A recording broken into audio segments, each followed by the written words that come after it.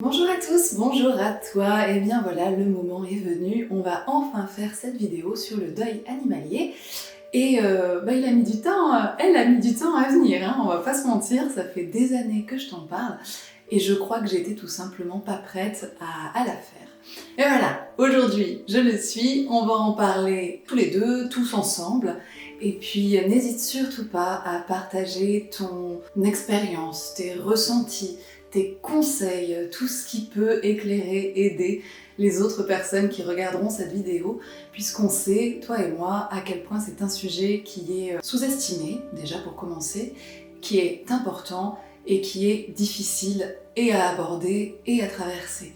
Alors déjà parce que c'est tabou, parce que on se dit oui c'est juste un animal, en tout cas les gens qui ne comprennent pas le relationnel qui peut exister entre un humain et l'animal qu'ils côtoient au quotidien, pour eux c'est juste un animal, et du coup dans le vécu de ce deuil-là, dans la traversée de cette souffrance, et bien souvent on retrouve de l'isolement, de l'incompréhension, une incapacité à pouvoir s'exprimer ou en tout cas à être écouté, et tout ça, on va le voir ensemble, c'est quand même super important. Donc cette vidéo, elle est là pour ça, elle est là pour se dire que tu n'es pas tout seul, qu'on est nombreux malheureusement à traverser cette étape-là, puisque à partir du moment où on côtoie des animaux, bien souvent ils partent avant nous, à moins que tu aies investi dans une tortue terrestre et qu'elle t'enterre. Mais sinon, globalement, tous les gardiens d'animaux, à un moment donné, traversent cette période difficile, cette épreuve. Donc voilà, tu n'es pas tout seul, on est là. En commentaire, on sera là aussi, et puis on va évoquer un petit peu tout ça ensemble. Alors nos animaux, si tu es comme moi, ils font partie de la famille. Ce sont des membres de la famille. Donc quand ils s'en vont, on peut même pas parler d'un deuil animalier, on entre vraiment dans ce qu'on appelle le deuil, et il n'y a pas vraiment de distinction. Quoique, parfois, c'est fou à dire, mais le deuil animalier est plus compliqué que le deuil d'un humain. Faire le deuil d'un animal est parfois plus compliqué que de faire le deuil d'un humain. Alors pourquoi, tu vas me dire ? Eh bien tout simplement parce qu'ils prennent une importance dans nos vies, ils prennent une place dans nos vies, que parfois les humains, aucun humain ne prend. Ils ont non seulement un rôle physique dans notre vie, alors un rôle physique ça peut être tout simplement leur présence au quotidien, ça peut être c'est le gardien de la maison, il s'occupe un petit peu de gérer la sécurité du patelin, ça peut être plein de choses physiques fondamentalement, mais ils ont aussi et surtout un rôle émotionnel. Ils agissent sur notre intérieur, ils prennent soin de nous à l'intérieur, c'est-à-dire que ce sont des supports pour notre affection, pour nos blessures, pour tout ce qu'on ne s'autorise pas forcément à vivre avec les humains ou à exprimer avec les humains, eux, ils sont là.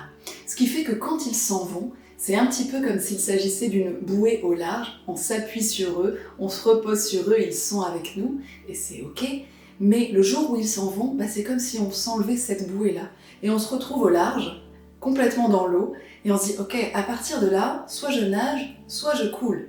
Ça peut paraître extrême, mais fondamentalement, on peut se retrouver dans ce type de situation. Je me suis retrouvée dans ce type de situation, où je me suis dit là, soit ma cocotte, tu prends un peu d'autonomie et tu gères toutes tes problématiques sans elle, puisqu'elle n'est plus là, mais c'est ça, ou tu coules, fondamentalement. On peut vraiment se retrouver dans cette situation-là, parce que quand ils s'en vont, on se rend compte d'à quel point ils étaient importants à notre vie quotidienne, dans les habitudes, mais aussi, comme je te le disais à l'instant, dans ce soutien émotionnel et intérieur. Alors pourquoi ils sont autant importants pour nous, et pourquoi même parfois ils prennent plus d'importance que les humains qui nous entourent ?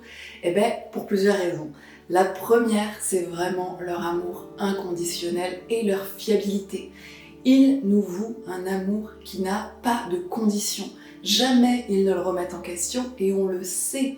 En tout cas, des fois, on a des doutes quand on les emmène chez le véto et qu'ils font un petit peu la tronche, mais ça ne change pas l'amour qu'ils nous portent. Et c'est des fois un peu malheureux, c'est qu'on peut leur faire n'importe quoi, ils continuent de nous aimer. Combien de chiens continuent d'aimer un gardien qui leur fait du mal, fondamentalement ? Tu as des chiens comme ça qui subissent une vie terrible et qui continuent de donner cet amour-là. Donc, quand ils nous aiment pour de vrai, et c'est fiable, on sait que ça ne va pas changer, quelles que soient nos actions, quels que soient nos problèmes dans la vie, quelle que soit notre santé, quel que soit tout et n'importe quoi, il continue de nous aimer, d'être là pour nous, d'être présent, et il ne nous laisse jamais tomber. Alors avec combien d'humains ça, c'est vraiment vrai, ça dépend des gens. Mais j'ai entendu dire un nombre de personnes qui ont des animaux, c'est incalculable à quel point les gens disent que les animaux sont plus fiables que les humains et qu'ils sont mieux en leur compagnie. Alors je ne sais pas si tu connais le livre de Lise Bourbeau qui s'appelle Les 5 blessures. Je te les cite et je te mets la petite image, comme ça tu les auras en même temps. Dans ces 5 blessures de l'âme, tu vas retrouver l'injustice, tu vas aussi avoir la trahison, le rejet, l'abandon et l'humiliation. Ce n'est pas eux qui créent ça. Alors bien entendu, ils peuvent venir appuyer dessus de temps en temps par certains comportements et t'inviter à travailler là-dessus parce que peut-être que ce serait bon pour toi, mais ce n'est pas eux qui créent ce genre de blessures. Et encore une fois, ils demeurent présents au cœur de ces blessures. Donc, ça fait partie des raisons pour lesquelles dans notre vie, ils sont si importants. Ils sont fiables, ils sont là et rien ne peut changer ça, si ce n'est leur départ vers l'autre côté, justement. Tout cela en fait des confidents absolument hors pair, et ils sont dans le non-jugement perpétuel, et comme je te le disais à l'instant, ils nous accompagnent, ils nous permettent de ne pas être seuls, ils nous permettent d'affronter les relations, ils apaisent notre monde intérieur d'une manière générale, et en même temps, parfois dans nos vies, ils créent des dilemmes, mais c'est comme ça, on les aime quand même. Mais en tout cas, ce qu'il y a à retenir, c'est qu'ils sont là, parfois plus que les humains, et par conséquent, quand ils s'en vont, on parle vraiment d'un deuil, d'une détresse, de quelque chose qui peut être très très fort, très prononcé et durer dans le temps. Alors parlons-en, hein, allons dans le cœur du sujet. Allons dans ce moment où ils s'en vont. Dans le deuil, il y a des étapes, alors on les compte au nombre de 7, elles peuvent se décomposer sous plusieurs degrés, on va dire, hein, fort, moins fort, accentué, moins accentué, en fonction des individus, mais tu as ces 7 étapes-là. Concernant le temps qu'il faut, ça dépend des gens. On ne peut pas te dire en une semaine c'est plié, en un mois c'est plié, en un an c'est plié. On peut pas. Moi, personnellement... Oh, salut Manon. Un chat. Moi, personnellement, quand ma chienne est partie, j'ai mis 3 ans. 3 ans. Alors pour certains, ça paraît peu, pour d'autres, ça paraît énorme, mais 3 ans, vraiment. Donc voilà, il n'y a pas de temps. Alors ça dépendait, j'avais des moments où ça allait mieux que d'autres, mais j'avais des rechutes, j'avais des moments où le deuil n'était pas terminé. Donc quand je te dis que le deuil peut prendre des années, ça ne veut pas dire que tu vas être au fond du seau pendant, moi par exemple, pendant 3 ans.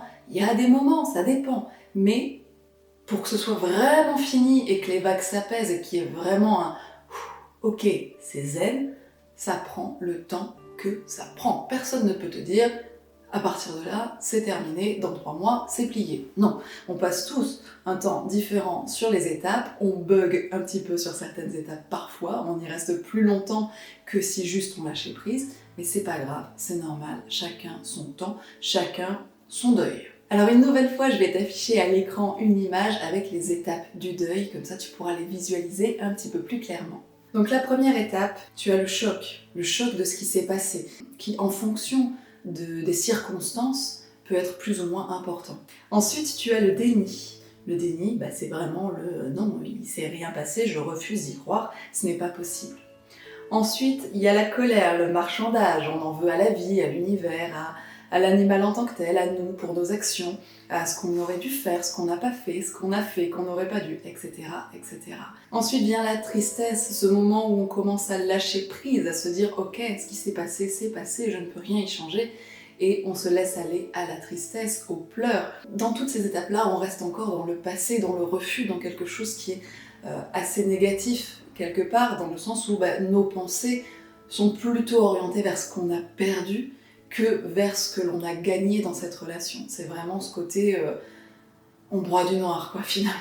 Puis viennent les autres étapes. On a d'abord la résignation. On n'est pas forcément en paix avec l'idée, mais on commence à se résigner à.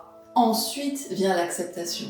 L'acceptation, c'est quand on commence à être en paix avec ce qu'il s'est passé, avec la manière dont la vie s'est déroulée, le départ s'est déroulé, etc., etc. On commence à apporter de la paix.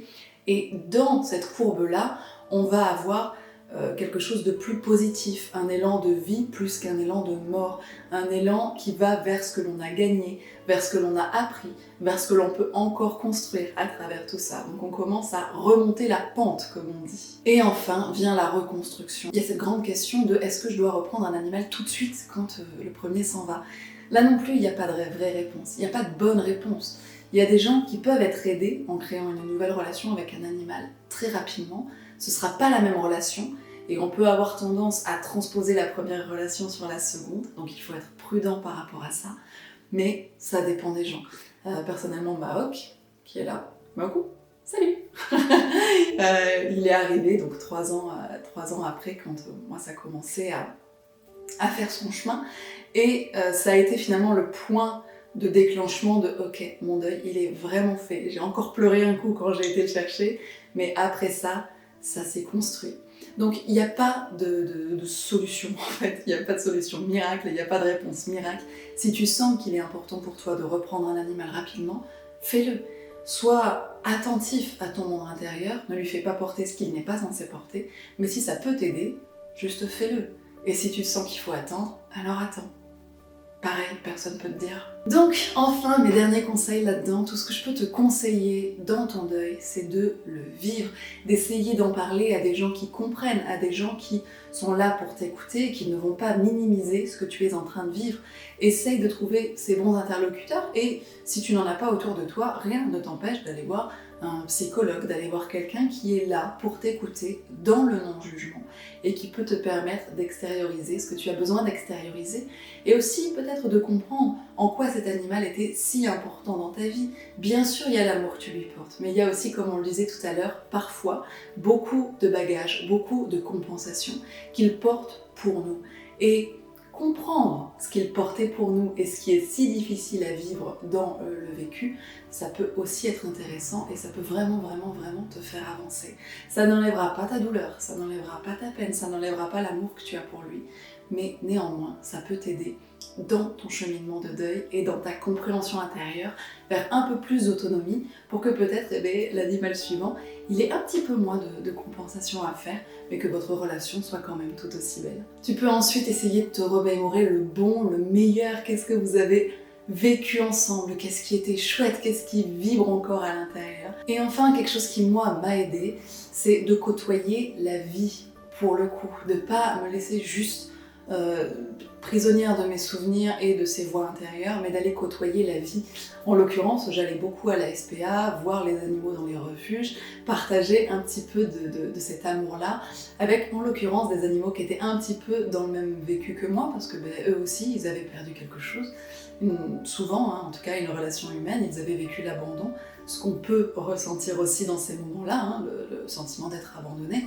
Donc, il y avait ce côté ok, viens, on va partager un petit peu ensemble et ça faisait du bien que de voir un petit peu de la vie, de la jeunesse, ça part un peu dans tous les sens et on côtoie des individus différents les uns des autres. Et enfin, je vais conclure comme ça, il est important de vouloir guérir parce que parfois on ne veut pas guérir.